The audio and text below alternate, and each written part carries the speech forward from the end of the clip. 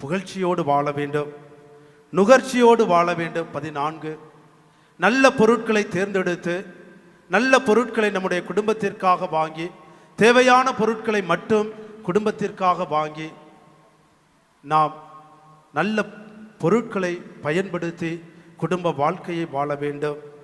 15வதாக நல்ல நண்பனை கொண்டிருக்க வேண்டும், துரோகிகள் அல்ல.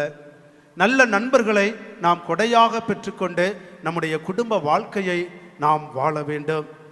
16வதாக தான் மக்கட்செல்வம். இந்த 16 பேறுபலன்களில் 16வதாக வருவது தான் மக்கட்செல்வம். குழந்தை வரத்தை பெற்றுக்கொண்டு நாம் குடும்பமாக வாழ வேண்டும்.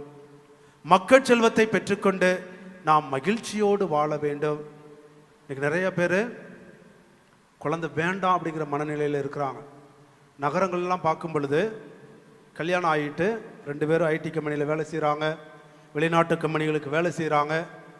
வேலை செய்கிறவங்க இப்போ கல்யாணம் வேணாம், குழந்தை வேண்டாம், 3 ஆண்டுகள் 5 ஆண்டுகள் கழித்து நாங்கள் பிள்ளைகளை பெற்றுக்கொள்கிறோம் அப்படின்னு சொல்கிறாங்க.